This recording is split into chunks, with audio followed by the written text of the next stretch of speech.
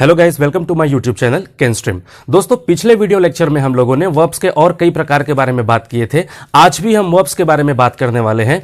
Actually अभी हमारे verbs का सीरीज चल रहा है। ग्रामर की पूरी जानकारी के लिए, स्पोकन इंग्लिश की अच्छी जानकारी के लिए वर्ब्स के बारे में जानना जरूरी है कि वर्ब्स होते क्या हैं, वर्ब्स के कितने प्रकार होते हैं और कौन से वर्ब्स कब यूज किए जाते हैं। आमतौर पर जितने भी कॉम्पिटिटिव एग्जाम होते हैं या फिर आगे आप जाके किसी तरह की इंटरव्यू फेस करेंगे तो उसमें आपको इन तरह के सवालों से जूझना पड़ेगा। ये सवाल आपको पूछे जाते हैं कि आप कौन से वर्ब का इस्तेमाल कब और कैसे करते हैं और उन वर्ब्स को आप पहचानते कैसे हैं। तो इसीलिए इस टॉपिक पे मैंने बहुत सारे वीडियोस पीछे अपलोड कर दिया है। आप उन वीडियोस को अगर आप लोगों ने नहीं देखा होगा अभी तक तो जाके हमारे प्लेलिस्ट में देख लीजिए। उसमें ग्रामर नाम का एक फोल्डर बना हुआ है। जब उसमें आप जाएंगे तो हमारे वर्ब्स के सीरीज के सारे वीडियोस उसमें मैंने अपलोड कर दिया है, सेट कर दिया है, रखा हुआ है। आप उन वीडियोस को आराम से देख सकते हैं। फिलहाल मैं आपको यह बताना चाहूंगा कि आज के वीडियो लेक्चर में हम लोग टाइप्स ऑफ वर्ब के अंतर्गत helping verbs, stative verbs, dynamic या फिर एक्शन वर्ब्स या फिर कॉपुलर वर्ब्स के बारे में पढ़ने वाले हैं। तो देखिए यहां पे तीसरे नंबर पे लिखा हुआ है डायनेमिक या फिर एक्शन वर्ब्स। तो दोस्तों ये अलग अलग वर्ब्स नहीं होते हैं, ये एक ही वर्ब होता है। डायनेमिक या फिर एक्शन वर्ब का मतलब होता है वे वर्ब्स जिसमें हम लोग एक्टिव होकर कार्य करते हैं, जिसमें हम फिजिकली एक्टिव होते हैं। लेकिन वो चीजें मैं आपको बाद में बताऊंगा। सबसे पहले आप देख लीजिए कि टाइप्स ऑफ वर्ब में मैंने टॉप में लिखा हुआ है हेल्पिंग वर्ब्स। तो सबसे पहले हम समझते हैं कि हेल्पिंग वर्ब्स किसको बोलते हैं। तो दोस्तों हेल्पिंग वर्ब्स का डेफिनेशन, एक शॉर्टकट डेफिनेशन मैं आपको बता रहा हूं कि हेल्पिंग वर्ब्स मतलब सहायक क्रिया वे वर्ब्स होते हैं जो सब्जेक्ट के द्वारा किए गए कार्य को बताते हैं कि वो कार्य किस काल में किया गया है, किस कालखंड में किया गया है, किस समय में किया गया है, किस टेंस में किया गया है और उस टेंस के किस भाग में किया गया है। आमतौर पर आप जानते हैं कि टेंस के कई भाग होते हैं, जैसे present tense, past tense, future tense, उसमें भी सिंपल, कॉन्टिन्यूअस और परफेक्ट। तो ये जो सब्जेक्ट है वो उस क्रिया को कब परफॉर्म कर रहा है, उसको वो कब कर रहा है, इसको बताने के लिए जिन क्रियाओं का इस्तेमाल होता है वो हमारे हेल्पिंग वर्ब्स कहलाते हैं। जिन वर्ब्स का इस्तेमाल होता है वे हमारे हेल्पिंग वर्ब्स होते हैं। तो एग्जांपल के माध्यम से मैं आपको समझाता हूं। देखिए यहां पे मैंने पहला एग्जांपल लिखा हुआ है, she is my daughter. She is my daughter में आप आमतौर पर स्कूल में पढ़ते हैं कि is, am, are, do, does, was, were, has, have, ये सब हेल्पिंग वर्ब होते हैं। मैं भी मानता हूं कि वो हेल्पिंग वर्ब होते हैं, लेकिन देखिए यहां पे ये हेल्पिंग वर्ब की भूमिका में नहीं है। चूंकि जब मैंने मेन या फिर लेक्सिकल वर्ब्स के बारे में आपको बताया था तो वहां पे मैंने बताया था कि किसी भी सेंटेंस में अगर सिर्फ एक ही क्रिया हो, चाहे वो ऑक्सिलरी वर्ब हो और वो हेल्पिंग वर्ब जैसे दिखने वाले is, am, are, was, were हो या फिर कुछ भी हो, लेकिन अगर सिर्फ एक ही क्रिया होगी तो वो मुख्य क्रिया की भूमिका में होती है। और यहां पे देखिए सब्जेक्ट इज माई डॉटर। और अभी अभी मैंने क्या कहा कि हेल्पिंग वर्ब्स किसको बोलते हैं। हेल्पिंग वर्ब्स उसको बोलते हैं जब हम कोई सब्जेक्ट किसी कार्य को करता है, मतलब फिजिकली एक्टिव होता है, उसको करने के लिए उसको आगे आना पड़ता है, वो हाथ से, पांव से फिजिकली किसी तरह से उस कार्य को करता है, तब यह बताने के लिए कि सब्जेक्ट के द्वारा किया गया जो कार्य है वो किस कालखंड में हो रहा है, मतलब सब्जेक्ट को उस एक्शन वर्ब से जोड़ने के लिए। एक्शन वर्ब मतलब होता है, डायनामिक वर्ब्स मतलब होता है कि वे कार्य जिसको करने के लिए हमको फिजिकली एक्टिव होना पड़ता है, हमारे हाथ पांव से हम काम करते हैं, तो उसको हम बोलते हैं एक्शन वर्ब। तो मेन या फिर मेनली ये जो इज होता है या फिर ये किसी तरह का कोई हेल्पिंग वर्ब होता है, वो सब्जेक्ट को मुख्य क्रिया जो होता है, मुख्य क्रिया में भी एक्शन वर्ब से जोड़ने का कार्य करता है। तो देखिए यहां पे ऐसा कुछ हो रहा है क्या, यहां पे हमारे पास सिर्फ एक ही क्रिया है, मतलब इस तरफ कोई क्रिया नहीं है। अगर ये सब्जेक्ट है, जैसे कि ये सब्जेक्ट है आप जानते हैं, और यहां पे अगर कोई वर्ब होता तो उस वर्ब को जोड़ने के लिए सब्जेक्ट से बीच में जो वर्ब आता है उसको हम हेल्पिंग वर्ब बोलते हैं। लेकिन यहां पे कोई वर्ब है क्या, देखिए यहां पे कोई वर्ब नहीं है। तो इसका मतलब यह हुआ कि ये हमारा अभी हेल्पिंग वर्ब की भूमिका में नहीं है। Is, am, are, was, were, has, have, had, ये सब हेल्पिंग वर्ब होते हैं, मैं मानता हूं, लेकिन हमको सेंटेंस के हिसाब से पहचानना है कि किस सेंटेंस में कौन सा ऑक्सिलरी वर्ब मेन वर्ब की भूमिका में है, ऑक्सिलरी वर्ब की भूमिका में है, या फिर हेल्पिंग वर्ब की भूमिका में है, या और किसी भूमिका में है। तो यहां पे फिलहाल ये हेल्पिंग वर्ब की भूमिका में नहीं है, क्योंकि इसके बाद कोई अलग से एक्शन वर्ब नहीं आ रहा है जिसको ये सी मतलब ये सब्जेक्ट करता हो या फिर करती हो। तो सी के लिए करने के लिए कोई कार्य नहीं है, इसलिए जो ये इज है यहां पे हेल्पिंग वर्ब की भूमिका में नहीं है। दूसरे एग्जांपल में देखिए, he is playing cricket. He is playing cricket में ही आपका सब्जेक्ट है, प्ले आपका खेलना है, प्ले मतलब खेलना, और यहां पे देखिए क्रिकेट लिखा हुआ है, तो ये जो ही है मतलब वह खेलने का कार्य कर रहा है या फिर वह खेल रहा है। तो इसमें देखिए ही एक्टिव है, और एक्टिव होकर वो क्या कार्य कर रहा है, वो एक्शन ले रहा है, मतलब डायनेमिक एक्शन यहां पे आ रहा है, एक्शन वर्ब है, यहां पे किसी कार्य को किया जा रहा है। खेलने के लिए आपको हाथ पांव हिलाना पड़ेगा, दौड़ना पड़ेगा, घूमना पड़ेगा, आना पड़ेगा, जाना पड़ेगा। तो कुल मिला के क्या हुआ, इसमें आप फिजिकली मतलब शारीरिक रूप से एक्टिव होते हैं, सक्रिय होते हैं, तभी वो कहलाता है आपका मेन वर्ब में एक्शन वर्ब, या फिर एक्शन वर्ब खाली कह सकते हैं तो भी चलेगा। तो देखिए यहां पे एक्शन वर्ब है कि नहीं, हाँ यहां पे एक्शन वर्ब है, क्योंकि प्ले मतलब होता है खेलना, और खेलने के लिए हम लोग फिजिकली एक्टिव होते हैं। और इस एक्शन वर्ब को सब्जेक्ट से जोड़ने का कार्य कर रहा है इज, तो इसका मतलब यह हुआ कि इज यहां पे एक हेल्पिंग वर्ब की भूमिका में है, क्योंकि आप जानते हैं कि प्रेजेंट टेंस जब पढ़ते हैं तो प्रेजेंट कॉन्टिन्यूअस एक भाग होता है, उस भाग में इज एम आर को हेल्पिंग वर्ब के रूप में इस्तेमाल किया जाता है। तो यहां पे ये जो इज है ये हेल्पिंग वर्ब की भूमिका में है। तीसरे एग्जाम्पल को देखिए, आई हैव अ बॉल में आई हैव अ बॉल, अभी अभी मैंने कहा था कि अगर किसी सेंटेंस में सिर्फ एक ही क्रिया होगी तो वो हमारी मेन वर्ब होती है, वो चाहे एक्शन वर्ब रहे कि मत रहे, वो आपका मेन वर्ब जरूर होता है। लेकिन हम कहां तक जानते हैं हैज और हैव को, हमें स्कूल में पढ़ाया जाता है कि हैज या फिर हैव एक हेल्पिंग वर्ब होता है, लेकिन आज हम उसी कॉन्सेप्ट को समझने जा रहे हैं कि ये हेल्पिंग वर्ब तो होता है, लेकिन कब हेल्पिंग वर्ब होता है और कब हेल्पिंग वर्ब नहीं होता है। तो इस कंडीशन में भी आप देख लीजिए, आई आपका सब्जेक्ट हो गया, हैव के बाद कोई ऐसी क्रिया आई है क्या जिसको आई कर रहा हो, जिसके लिए आई फिजिकली एक्टिव हो या उसको सक्रिय होकर उस काम को करना पड़े, जिसमें वो हाथ पांव हिला रहा है या फिर एक्टिव हो रहा है, फिजिकली शारीरिक रूप से उसमें सक्रिय है, उसको कर रहे हैं। जैसे मैं अभी आपके सामने बात कर रहा हूं, तो मैं बात कर रहा हूं तो देखिए मेरे हाथ हिल रहे हैं, मेरा सिर हिल रहा है, मेरे मुंह से आप देख सकते हैं मैं अपने माउथ को एक्टिव रखा हूं, तो इस तरह का कार्य यहां पे हो रहा है क्या, नहीं हो रहा है। तो इसका मतलब क्या हुआ कि आई हैव अ बॉल में हैव आपका हेल्पिंग वर्ब नहीं है, क्योंकि यहां पे हैव के बाद कोई एक्शन वर्ब जिसमें सब्जेक्ट एक्टिव होकर कोई कार्य करे, ऐसा कुछ वर्ब नहीं है।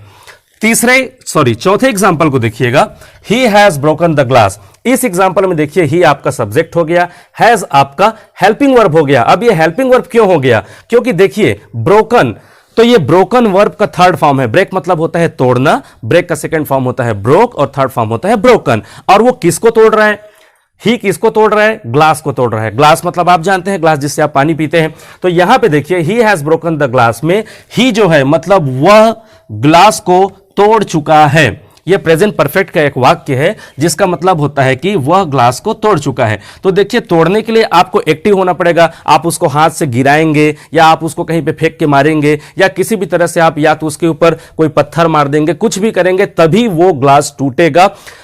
अंत में कम से कम उसको आपको हाथ से छोड़ना पड़ेगा। आप उसमें फिजिकली एक्टिव हैं, आप गलती से छोड़ें या जानबूझकर छोड़ें, लेकिन आपका हाथ उसमें एक्टिव है, आपने उसको छोड़ा तभी वो जमीन में गिरा। तो इसका मतलब क्या हुआ कि इसमें आप फिजिकली एक्टिव हैं।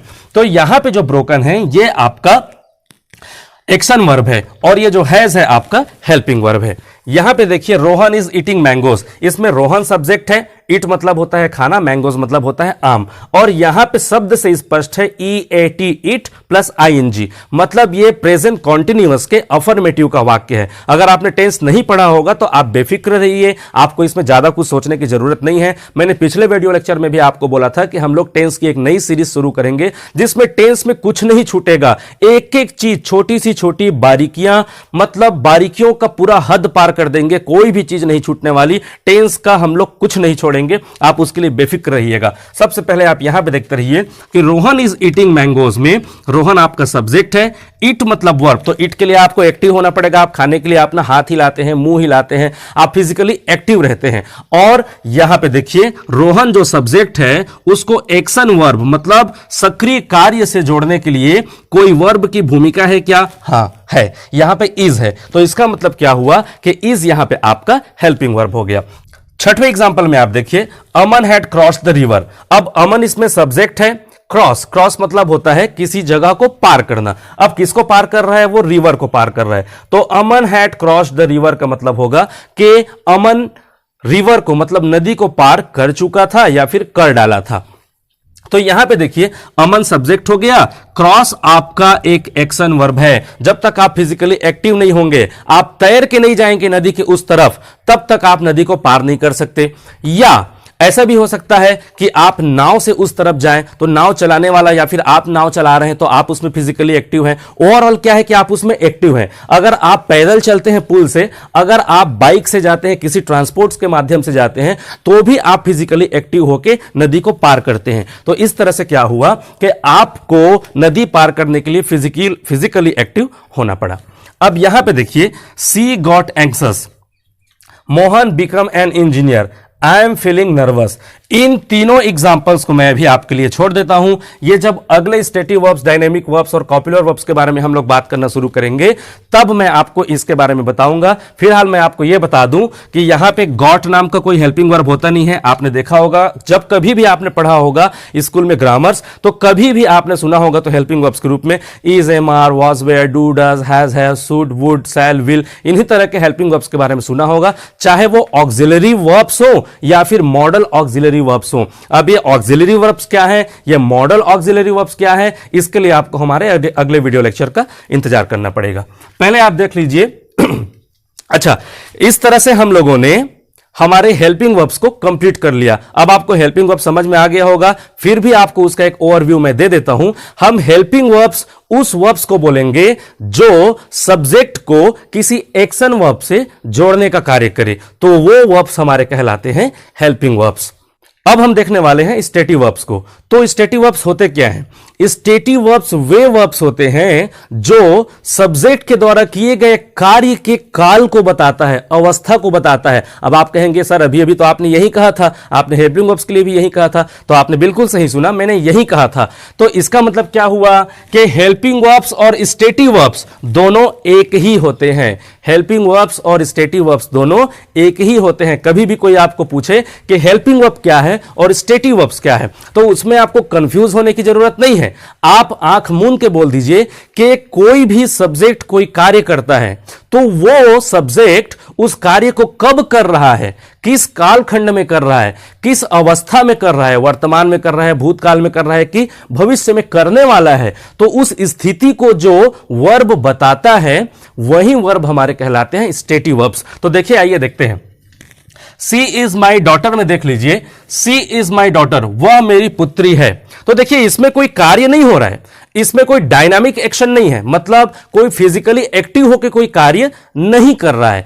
इसमें जो सब्जेक्ट है सी, इसमें कोई कार्य कर रहा है क्या? बिल्कुल कोई कार्य नहीं कर रहा है। लेकिन हां, ओवरऑल कोई ना कोई कार्य इसमें हो रहा है। इज एक वर्ब है, जैसे कि मैंने आपको लेक्सिकल वर्ब या फिर मेन वर्ब वाले पार्ट में बताया था कि यहां पे कोई कार्य हो या ना हो, लेकिन इसमें एक वर्ब जरूर है, इसमें एक मेन वर्ब है। तो कौन सा मेन वर्ब है इसमें? इज। तो ये इज ही यहां पे स्टेटिव वर्ब्स की भूमिका में भी है, क्योंकि ये क्या बता रहा है, देखिए, सी इज माई डॉटर, वह मेरी पुत्री है। तो कब है? वर्तमान में है। इज एम आर कब लगाते हैं हम? वर्तमान में लगाते हैं। तो इसका मतलब यह हुआ, हमने ये नहीं कहा ना कि सी वॉज माई डॉटर या फिर सी विल बी माई डॉटर। हमने ये कहा कि सी इज माई डॉटर, मतलब अभी वो मेरी पुत्री है, वर्तमान में वो मेरी पुत्री है। तो कब है वो हमारी पुत्री? अभी, आज। तो कुल मिला के क्या हुआ कि ये जो इज है ये आपका स्टेटिव वर्ब हो गया, क्योंकि ये वर्तमान को दर्शा रहा है कि वो पुत्री कब है? अभी है। यहां पे देखिए, ही इज प्लेइंग क्रिकेट में, वह क्रिकेट खेल रहा है। तो कब क्रिकेट खेल रहा है? अभी क्रिकेट खेल रहा है। वर्तमान में अगर कोई कार्य हो रहा होगा, आप कॉन्टिन्यूअस टेंस का इस्तेमाल कब करते हैं? जब कोई चीज चल रही हो, जब कोई क्रिया चल रही हो, जब एक्टिव हो कोई कार्य, तब उसके लिए आप कॉन्टिन्यूअस टेंस का काम करते हैं या फिर बात करते हैं या इस्तेमाल करते हैं। तो देखिए, यहां पे ही इज प्लेइंग क्रिकेट में जो ही है, वो जो कोई भी होगा ही, वो क्या कर रहा है? क्रिकेट खेल रहा है। लेकिन कब खेल रहा है? वर्तमान में खेल रहा है। तो वर्तमान को शो कर रहा है हमारा इज, कि जो कार्य हो रहा है खेलने का वो वर्तमान में हो रहा है। तो यहां पे इज हमारा स्टेटिव वर्ब है।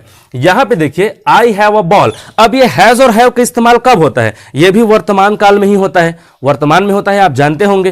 तो आई हैव अ बॉल, मेरे पास एक बॉल है। तो बॉल कब है?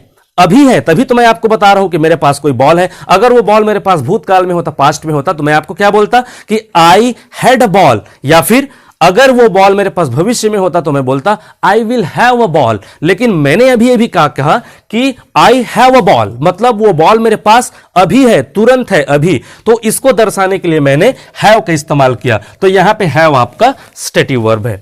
यहां पे देखिए he has broken the glass, वह ग्लास को तोड़ चुका है। तो वह ग्लास को तोड़ चुका है में उसने ग्लास को कब तोड़ा, अभी तोड़ा या फिर इसी वर्तमान काल में तोड़ा। हैज और हैव का इस्तेमाल हम लोग कहां करते हैं, हैज और हैव का इस्तेमाल हम लोग वर्तमान काल के लिए करते हैं। तो देखिए he has broken the glass, वह ग्लास को तोड़ चुका है, मतलब है से ही स्पष्ट है। जब कभी भी आप टेंस पढ़ते हैं तो देखिएगा उसमें 3 पहचान होते हैं, भविष्य काल का, भूतकाल का और वर्तमान काल का। अगर कहीं पे वर्तमान काल है तो वहां पे है लगेगा, अगर कहीं पे भूतकाल है तो वहां पे था, थी, थे लग जाएगा। अगर कहीं पे भविष्य काल है तो गा, गी, गे, मतलब होगा, होगी, होंगे, ऐसा हो जाता है। लेकिन वहां पे या इस सेंटेंस में आप देखिए he has broken the glass में क्या हो रहा है कि अभी हो रहा है ये कार्य, मतलब अभी उसने ग्लास को तोड़ा है। He has broken the glass, उसने ग्लास को तोड़ा है। तो है का मतलब है कि वर्तमान। तो वर्तमान के लिए ये जो हैज है यहां पे स्टेटिव वर्ब्स की भूमिका में है। आप कहेंगे ये तो सर आपने बताया था कि ये हेल्पिंग वर्ब्स है। हाँ, ये हेल्पिंग वर्ब्स है, लेकिन ये स्टेटिव वर्ब्स भी है, क्योंकि ये वर्तमान को शो कर रहा है कि हमने ग्लास को तोड़ा तो कब तोड़ा, वर्तमान में तोड़ा। तो ये आपका एक स्टेटिव वर्ब्स भी होगा। Rohan is eating mango. इस वीडियो को ज्यादा लंबा मैं नहीं बनाऊंगा, क्योंकि मेरे को बहुत सारी चीजों को कवर करना है, इसलिए मैं आपको सरसरी तौर पर बताते जा रहा हूं। यहां पर भी देखिए Rohan is eating mangoes, Rohan आम को खा रहा है। तो कब खा रहा है, वर्तमान में खा रहा है। तो इज यहां पर आपका स्टेटिव वर्ब हो गया। Aman had cross the river, Aman river को क्रॉस कर चुका था। तो कब कर चुका था, तो पास्ट की बात कर रहे हैं हम लोग, भूतकाल की बात कर रहे हैं। चूंकि हैड कहां पे लगता है, पास्ट परफेक्ट टेंस में लगता है। तो यहां पे देखिए Aman had cross the river, Aman subject हो गया, हैड आपका अगर आप माने तो हेल्पिंग वर्ब हो गया, चूंकि यहां पे क्रॉस्ड है। हालांकि हम लोग स्टेटिव वर्ब्स को पढ़ रहे हैं, लेकिन है तो यह वर्तमान में हेल्पिंग वर्ब की भूमिका में ही, चूंकि यहां पे वर्ब का थर्ड फॉर्म है और वर्ब के थर्ड फॉर्म के पहले हैड लगा हुआ है, मतलब यह हेल्पिंग वर्ब की भूमिका में है। तो यहां पे देखिए हैड आपका स्टेटिव वर्ब हो गया। क्यों, क्योंकि यह बता रहा है कि कोई कार्य आपने किया, वो कब किया, तो भूतकाल में किया। चूंकि हैड प्लस वर्ब का third form past perfect tense में लगता है। अगर आपने टेंस पढ़ा होगा तो आपको बिल्कुल जानकारी होगी। हैड आपका हो गया स्टेटिव वर्ब्स। अब यहां पे देखिए सी गॉट एंक्सस, एंक्सस मतलब होता है चिंतित। सी गॉट एंक्सस में वह चिंतित हो गई। सी मतलब किसी लड़की के लिए इस्तेमाल हो रहा है, किसी गर्ल्स के लिए इस्तेमाल हो रहा है। तो सी गॉट एंक्सस। अब इस एग्जाम्पल के पहले मैं आपको एक और अच्छी डेफिनेशन बता देता हूं स्टेटिव वर्ब्स के बारे में, क्योंकि कई बार क्या होता है लोग स्टेटिव वर्ब्स को, लिंकिंग वर्ब्स को और कॉपुलर वर्ब्स को एक साथ जोड़ के देखते हैं कि ये तीनों एक जैसे हैं। ऐसा मैंने कई बार देखा है, किसी को पढ़ाते भी देखा है मैंने, और कई चैनल्स पे मैंने देखा है कुछ वीडियोस आते हैं जिसमें इस तरह की चीजें बताई जाती हैं। तो मैं आपको इसके लिए स्पष्ट कर देना चाहूंगा कि सी गॉट एंक्सस में हमको यह ध्यान रखना पड़ेगा कि स्टेटिव वर्ब्स कभी भी चेंज नहीं होता। आप ध्यान रखिएगा, मैं जो बात बोल रहा हूं उसको एक बार पहले ध्यान से सुन लीजिए। मैंने कहा कि स्टेटिव वर्ब्स कभी भी चेंज नहीं होता। स्टेटिव वर्ब्स में कोई भी कालखंड कभी भी चेंज नहीं होता। जो है वो है, जो था वो था, जो होगा वो होगा। कोई भी कार्य है से था की ओर नहीं जा सकता। जैसे अभी मैं चिंतित हूं और कल मैं चिंतित हो गया, ऐसा नहीं हो सकता। या अभी मैं चिंतित हूं और कल भी मैं चिंतित हो जाऊंगा, ऐसा नहीं हो सकता। काल में परिवर्तन नहीं हो सकता। जब कभी भी कोई कार्य कोई निश्चित काल में हो और वो बदलता नहीं है, तभी उसको हम स्टेटिव वर्ब्स बोलते हैं। तो यहां एग्जांपल में आप माध्यम में समझिए, सी गॉट एंक्सस। सी गॉट एंक्सस का मतलब हुआ कि वह चिंतित हो गई, मतलब वो चिंतित थी नहीं, वो चिंतित पहले नहीं थी, वो चिंतित हो गई, मतलब अभी वो चिंतित हुई और पहले वो चिंतित नहीं थी। तो इसमें आप स्पष्ट समझ सकते हैं कि पहले वो चिंतित नहीं थी, उसका स्टेट कुछ अलग था, लेकिन वो अचानक से चिंतित हो गई। सी गॉट एंक्सस, तो उसके स्थिति में परिवर्तन आया कि नहीं आया, उसकी अवस्था में परिवर्तन आया कि नहीं आया, उसकी अवस्था में परिवर्तन आ गया, क्योंकि पहले वो चिंतित नहीं थी। और सी गॉट एंक्सस में देखिए हम बोल रहे हैं कि वह चिंतित हो गई। इसके हिंदी ट्रांसलेशन पे आप ध्यान दीजिएगा, इसका मतलब हो रहा है सी गॉट एंक्सस का कि वह चिंतित हो गई। तो अगर वो चिंतित हो गई मतलब उसकी अवस्था में परिवर्तन आ गया। पहले वो चिंतित नहीं थी, अब वो चिंतित हो गई। तो इसका मतलब यह हुआ कि यह किसी स्टेटिव वर्ब्स की भूमिका में नहीं हो सकता। यहां पे देखिए मोहन बिकम एन इंजीनियर, तो मोहन बिकम एन इंजीनियर में मोहन पहले इंजीनियर नहीं था। इसके ट्रांसलेशन को आप पहले समझिए, Mohan become an engineer, Mohan engineer बन गया। तो पहले मोहन इंजीनियर नहीं था, मोहन इंजीनियर बन गया। तो इसका मतलब क्या हुआ कि उसके अवस्था या फिर उसके दशा में कोई परिवर्तन आया, उसके स्टेट में परिवर्तन आया, चेंज आया। तो इसका मतलब यह हुआ कि यह स्टेटिव वर्ब्स हो ही नहीं सकता, चूंकि स्टेटिव वर्ब्स बदलता नहीं है। वह इंजीनियर था, ही वॉज एन इंजीनियर, यह हो सकता है stative verbs. He is an engineer, वह इंजीनियर है, यह हो सकता है stative verbs. He will be engineer, मतलब वह इंजीनियर बनेगा, यह भी हो सकता है स्टेटिव वर्ब्स। लेकिन वह इंजीनियर बन गया, मतलब हम वर्तमान में बात कर रहे हैं किसी ऐसे व्यक्ति के बारे में कि वो इंजीनियर बन गया, तो मतलब वो रिसेंटली हुआ है, अभी हुआ है वो, या फिर कभी भी हुआ हो, लेकिन उसकी अवस्था में परिवर्तन आया। मैंने अभी एग्जांपल दिया, तो उसमें क्या कहा कि वह इंजीनियर था तो था, वह इंजीनियर है तो है, वह इंजीनियर होगा तो होगा। लेकिन अभी मैंने क्या कहा कि वह इंजीनियर बन गया, क्योंकि पहले इंजीनियर वो नहीं था, अभी इंजीनियर बना। तो यहां पे उसके अवस्था में परिवर्तन आ रहा है। तो कुल मिला के ये जो बिकेम है, ये आपका स्टेटिव वर्ब्स नहीं हो सकता।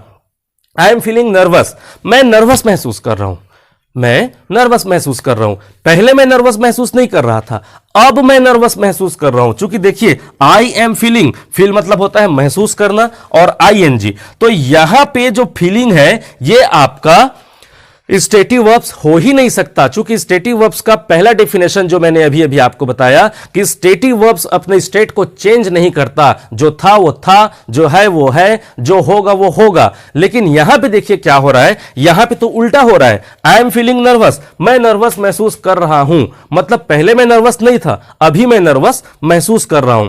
तो यहां पे आपको अगर स्टेट वर्ब को समझना है तो आप तीन चीजों पर ध्यान रखिएगा, है, था या फिर होगा। अगर है तो स्टेटिव वर्ब्स, था तो स्टेटिव वर्ब्स, होगा तो भी स्टेटिव वर्ब्स। लेकिन यहां पे तो ना तो है, ना तो था, ना तो होगा, बल्कि यहां पे क्या हो रहा है, हो गया, गया।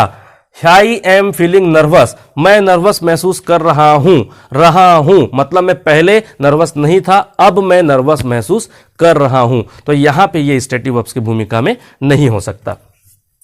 तीसरे को देखिए डायनेमिक या फिर एक्शन वर्ब्स। तो डायनेमिक या फिर एक्शन वर्ब के बारे में मैंने अभी अभी आपको क्या बताया कि डायनेमिक या फिर एक्शन वर्ब्स वे वर्ब्स होते हैं जिसमें सब्जेक्ट एक्टिव होके, फिजिकली एक्टिव होके वो किसी कार्य को करता है, तो वो हमारा कहलाता है डायनेमिक या फिर एक्शन वर्ब। तो एक्शन वर्ब में हम फिजिकली एक्टिव होते हैं मेनली। तो पहले एग्जांपल को देखिए, सी इज माई डॉटर में सी को कुछ करना पड़ रहा है क्या? कुछ नहीं करना पड़ रहा है, इसमें इसको कोई हाथ पांव मारने की जरूरत नहीं है। तो कुल मिला के इज इसमें डायनेमिक या फिर एक्शन वर्ब हो ही नहीं सकता।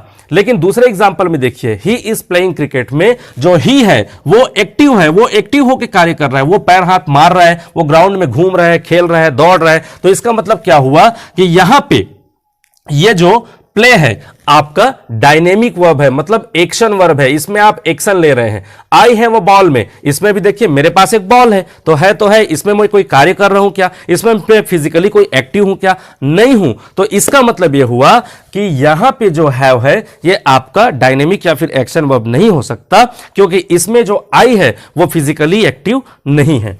यहां पे देखिए, he has broken the glass में उसने गिलास को तोड़ दिया है या फिर वह ग्लास को तोड़ चुका है। तो तोड़ने के लिए उसको फिजिकली एक्टिव होना पड़ा, जैसे कि मैंने अभी अभी बताया था कि उसने हाथ से गिराया, उसने उसको फेंका, उसके ऊपर पत्थर मारा, तब तो ग्लास टूटा। लेकिन यहां पे देखिए मैं क्या बोल रहा हूं, इस डायनेमिक वर्ब्स के बारे में हम लोग अभी बात कर रहे हैं। तो डायनेमिक वर्ब्स में आपको फिजिकली एक्टिव होना ही पड़ेगा, लेकिन यहां पे देखिए फिजिकली एक्टिव नहीं था आई, और यहां पे जो ही है वो फिजिकली एक्टिव हो गया है। तो he has broken the glass में उसने ग्लास को तोड़ दिया है में इसको फिजिकली एक्टिव होना पड़ा तोड़ने के लिए। इसका मतलब यह हुआ कि ब्रोकन आपका डायनेमिक या फिर एक्शन वर्ब है। यहां पे देखिए, रोहन इज ईटिंग मैंगोज में रोहन फिजिकली एक्टिव है खाने के लिए, खाने का वो कार्य कर रहा है, तो इसमें ईट आपका हो गया डायनेमिक या फिर action verb. Mohan had crossed the river में क्रॉस्ड आपका डायनेमिक या फिर एक्शन वर्ब हो गया, क्योंकि इसमें अमन एक्टिव होकर नदी को पार कर रहा है, तो इसमें इसको तैरना पड़ेगा, चलना पड़ेगा, हाथ पांव मारना पड़ेगा। तो कुल मिला के ये एक्टिव है फिजिकली। तो इसका मतलब क्या हुआ कि ये यहां पे एक डायनेमिक या फिर एक्शन वर्ब की भूमिका में है। सी गॉट एंक्सस, वह चिंतित हो गई। तो चिंतित होने के लिए हमें कुछ करना पड़ा क्या? क्या हमने कुछ भी किया? हमने फिजिकली एक्टिव हुआ क्या उसमें? हम फिजिकली एक्टिव नहीं हुए, हमें हाथ पांव मारना नहीं पड़ा, कुछ भी नहीं करना पड़ा। हम ऐसे बैठे थे और बैठे बैठे अचानक से हम चिंतित हो गए। तो इसके लिए हमको कुछ करना पड़ा क्या? हमको कुछ भी नहीं करना पड़ा। तो इसका मतलब यह हुआ कि यहां पे जो एग्जाम्पल है गॉट, ये गॉट आपका डायनेमिक वर्ब्स हो ही नहीं सकता, क्योंकि इसमें आपने एक्टिव नहीं हुआ, बिना एक्टिव हुए ये काम हो गया। आपको इसमें इन्वॉल्व नहीं होना पड़ा, आपको इसके लिए कुछ भी नहीं करना पड़ा और आप चिंतित हो गए। तो इसका मतलब यह हुआ कि गॉट आपका डायनेमिक वर्ब्स हो ही नहीं सकता।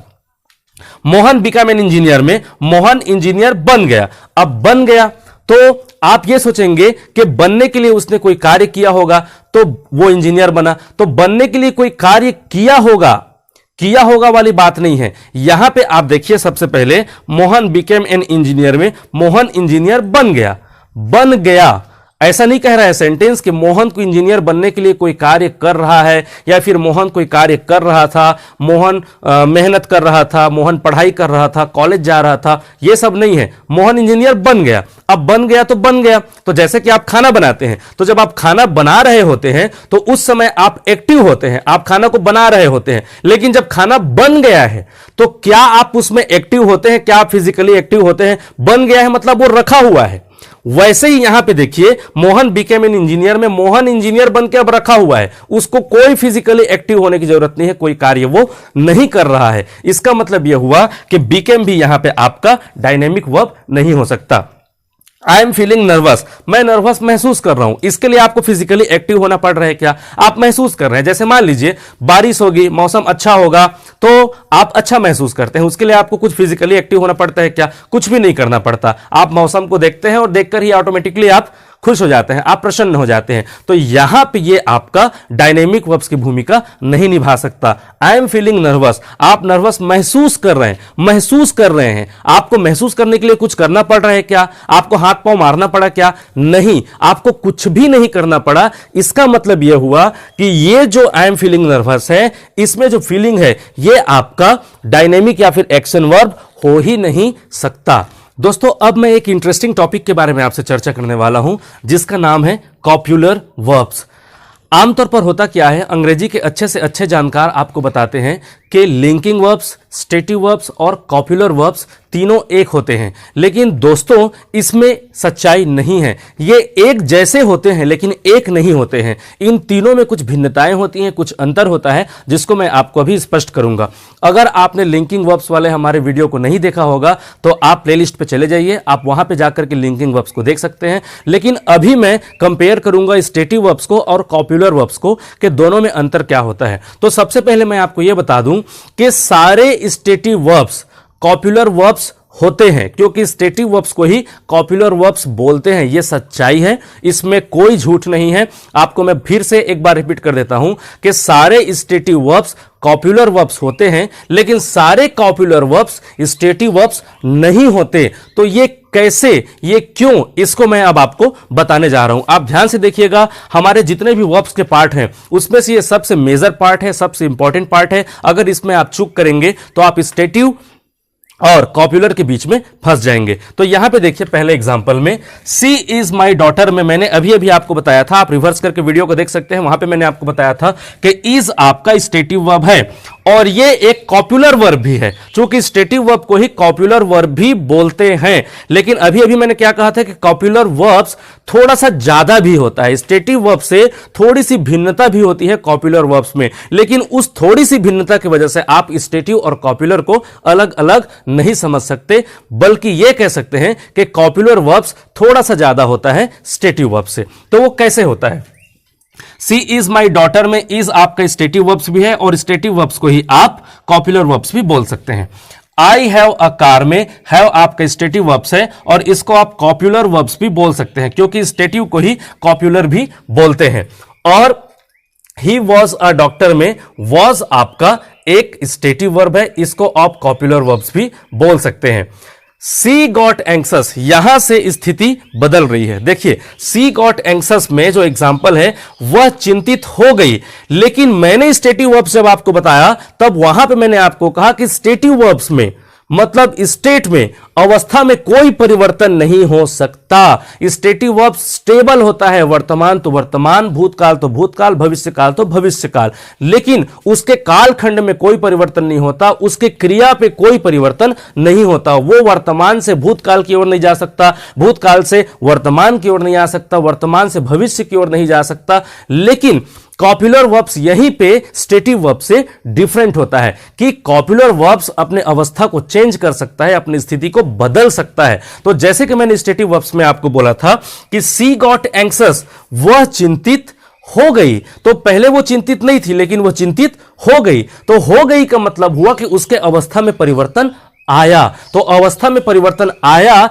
इस वजह से यह कहलाएगा आपका कॉपुलर वर्ब। लेकिन इसको आप स्टेटिव वर्ब्स नहीं बोल सकते। यहां पे जो गॉट है ये आपके कॉपुलर वर्ब्स की भूमिका में है, लेकिन ये स्टेटिव वर्ब्स नहीं हो सकता, क्योंकि अभी अभी मैंने कहा था कि सारे स्टेटिव वर्ब्स कॉपुलर हो सकते हैं, लेकिन कॉपुलर वर्ब्स, सारे कॉपुलर वर्ब्स स्टेटिव वर्ब्स नहीं हो सकते। तो उसी सिद्धांत को यहां पे फॉलो करता है ये गॉट कि वह चिंतित हो गई। तो वह चिंतित हो गई, पहले वो चिंतित नहीं थी, अभी अभी वो चिंतित हुई। तो इसका मतलब ये हुआ कि इसके अवस्था में परिवर्तन आया। तो परिवर्तन आया तो स्टेट में कोई परिवर्तन नहीं आता, परिवर्तन अगर आएगा तो वो कॉपुलर वर्ब्स है। तो यहां पे देखिए गॉट, वह चिंतित हो गई, पहले वो थी नहीं, चिंतित हुई। तो यहां पे ये गॉट कॉपुलर वर्ब्स की भूमिका में है। ही इज बीइंग नॉटी, वह बदमाश हो रहा है या फिर वह शैतान हो रहा है, नटखट हो रहा है। तो देखिए पहले वो नटखट नहीं था, वह नटखट नहीं था, बदमाश नहीं था, शैतान नहीं था, लेकिन धीरे धीरे वो बदमाश हो रहा है, शैतान हो रहा है, नॉटी हो रहा है। तो इसके स्थिति में परिवर्तन आया ना, तो वो बदमाश नहीं था, बदमाश हो रहा है। अगर उसके अवस्था में परिवर्तन नहीं आता तो वो आपका स्टेट वर्ब होता, लेकिन इसके अवस्था में परिवर्तन आ रहा है। तो इसका मतलब यह हुआ कि ये यहां पे कॉपुलर वर्ब्स की भूमिका में है। कौन है? बीइंग। बीइंग यहां पे कॉपुलर वर्ब्स है, क्योंकि बी के 3 मायने होते हैं, होना, बनना और रहना। जैसे बी के 3 फॉर्म होते हैं, बी, वॉज और बीन। ये एक ऑक्सिलरी वर्ब होता है, खैर उसके बारे में मैं आपको बाद में डिस्कस करूंगा।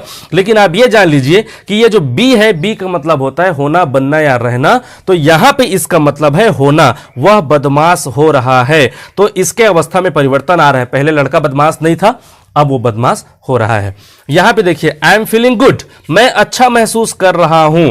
पिछले एग्जाम्पल में मैं आपको बताया था कि आई एम फीलिंग नर्वस, मैं नर्वस महसूस कर रहा हूं, लेकिन वो एक स्टेटिव वर्ब नहीं हो सकता, क्योंकि अगर आपके अवस्था में परिवर्तन आ गया, आप पहले नर्वस महसूस नहीं कर रहे थे, अभी आप नर्वस महसूस कर रहे हैं, तो इसका मतलब क्या हुआ कि आपकी स्टेट में परिवर्तन आ रहा है। तो वो आपका स्टेटिव वर्ब्स हो ही नहीं सकता, वो वर्ब्स आपका होगा कॉपुलर वर्ब्स। तो यहां पे देखिए फील करना मतलब महसूस करना, आई am feeling good, I am feeling good, मैं अच्छा महसूस कर रहा हूं। इसका मतलब यह हुआ कि इसके अवस्था में परिवर्तन आ रहा है। तो ये यहां पे एक कॉपुलर वर्ब्स की भूमिका में है। तो दोस्तों आज के इस वीडियो लेक्चर में इस तरह से हम लोगों ने helping verbs, stative verbs, dynamic या फिर एक्शन वर्ब्स और कॉपुलर वर्ब्स को पढ़ा है। अगर कहीं पे आपको कंफ्यूजन होगा तो आप कमेंट बॉक्स में जाइए, वहां पे अपने क्वेश्चंस टाइप कीजिए। जितनी जल्दी हो सकेगा मैं कोशिश करूंगा कि आपको आपके सवालों के जवाब मिल जाए।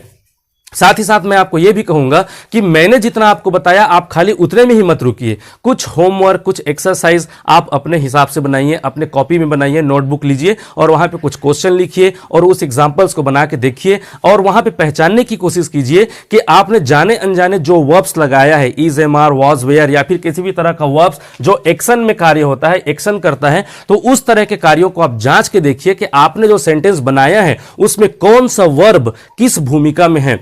वो मेन वर्ब है, वो हेल्पिंग वर्ब है, वो आपका ऑक्सिलरी वर्ब है, वो आपका हेल्पिंग वर्ब है, स्टेटिव वर्ब्स है, डायनेमिक एक्शन वर्ब्स है, कॉपुलर वर्ब्स है, लिंकिंग वर्ब्स है। कौन सा वर्ब है उसको आप खुद पहचानने की कोशिश कीजिए, तब आप वर्ब को सही ढंग से समझ पाएंगे। दोस्तों आपको ये वीडियो लेक्चर पसंद आया होगा तो हमारे इस वीडियो को लाइक कीजिए, हमारे चैनल को सब्सक्राइब कीजिए और बेल आइकॉन को प्रेस करना बिल्कुल मत भूलिएगा, ताकि हमारे आने वाले सारे वीडियोस के नोटिफिकेशंस आपको मिलते रहें। Thank you so much.